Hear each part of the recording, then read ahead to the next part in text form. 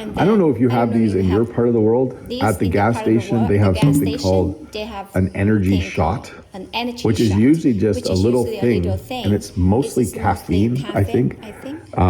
So hours and hours of energy, because this might have something like this might have as much caffeine as 3 cups of coffee, and we would call that an energy shot, 5-hour energy. I've never tried these.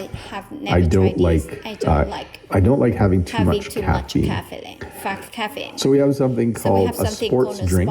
So a sports drink usually, of course, has water in it, and some of the other ingredients might be sugar, electrolytes. I'll talk about electrolytes in just a moment. I think it's the next slide. And it's meant to rehydrate you. So when you are active, you will sweat. As you sweat, you obviously are losing, you're becoming a little bit dehydrated because sweat is water. But as you sweat, you also lose other things. You'll notice that your sweat is salty. If you taste your sweat, like if you're sweating and it goes by your mouth, you'll notice it's salty because you are losing what we call electrolytes. So an energy drink will give you, or sorry, a sports drink. We sometimes call these energy drinks as well, but mostly sports drinks because they don't have caffeine in them. It will give you some sugar. It will give you some salt. It will give you some calcium, maybe some magnesium, some potassium, and other things. So we call those things electrolytes. There are a number of minerals that you need in order for your body to work properly. And during exercise, I think maybe you lose some of them. Again, it's things like sodium, calcium, magnesium, potassium. I'm not sure what they all are, and I'm not sure what they all do. All I know is people who run a marathon, halfway through the marathon, they might drink some water, or they might drink something like a sports drink to replenish their electrolytes. Because they need to hydrate. So when you hydrate, you do this. You take some water. You sip some water. We usually use the verb to hydrate when talking about someone who has worked outside in the hot sun all day, or someone who is exercising. We say, don't forget to hydrate. Don't forget to hydrate regularly. When we have a heat wave on the news, they'll say, drink plenty of water. Don't forget to hydrate.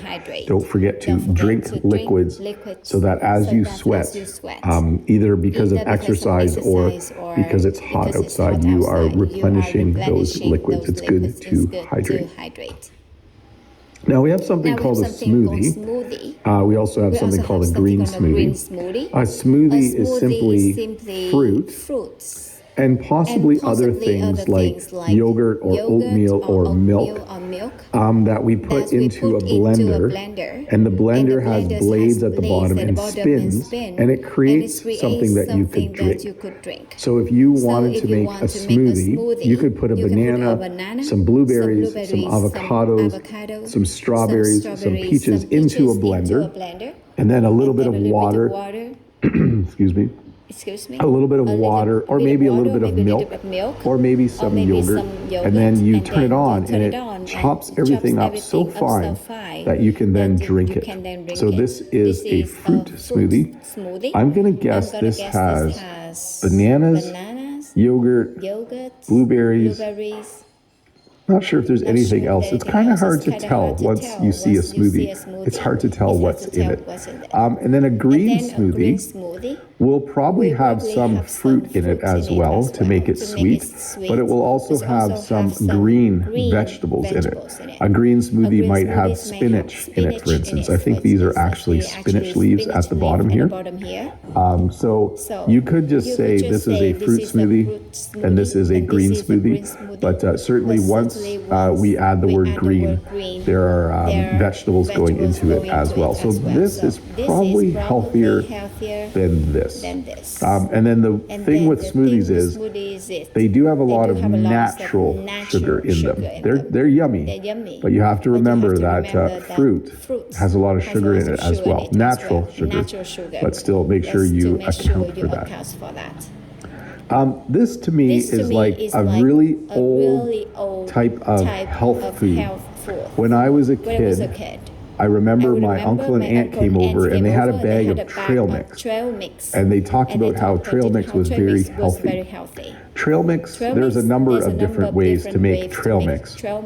But it's basically nuts and dried fruits, like there's raisins and currants, and it looks like almonds in there, maybe some peanuts.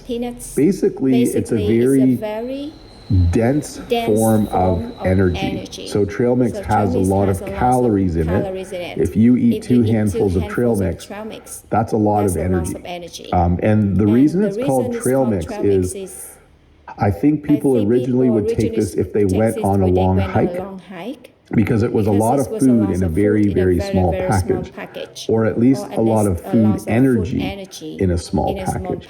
So trail mix, there's some trail mixes have chocolate chips in them, some have dried cranberries as well as other dried fruits, but you can even have dried bananas in your trail mix. Lots of fun, but my memory of this is like from the 1980s. When I was a kid, my uncle and aunt would have a big bag of trail mix. They would make it themselves. It was really yummy. So I don't know anything about these things. So apparently there is something called a pre-workout drink. So if you were a weightlifter and you went to the gym every day, you might use a pre-workout drink so that you have energy. I'm not sure what's in it, but this says it has 175 milligrams of caffeine. So that's going to give you energy. And then it gives you some sort of performance boost. Yes. I can't. Let me get my glasses here. Can I make this one bigger? Yes. Here we go. So Performalon. That's like a made-up word. Performalon, in my opinion, is not a word. But at the bottom there, you can say 100. You can see 175 milligrams caffeine, 250 milligrams of Performalon. I don't use these. I don't know anything about them. I don't recommend them, or I can't recommend them. Maybe they're good, maybe they're bad, but it's lemon lime flavored, so that might be handy. So maybe you're going to go lift weights for 2 hours. You might have a pre-workout drink. After your workout, you might have a post-workout drink. I'm going to guess most post-workout drinks have a lot of protein in them. So here we have muscle milk, non-dairy protein shake, 40 grams of protein. That's like eating like 6 eggs, I think. So that's a lot of protein. But yes, after it's called Knockout Chocolate. That's the flavor. Anyways, I don't know a lot about these, but after your workout, in order to allow your muscles to rebuild, you probably need protein, and apparently this is a good way to get it. Again, I'm not recommending any of these products. I'm simply teaching you English.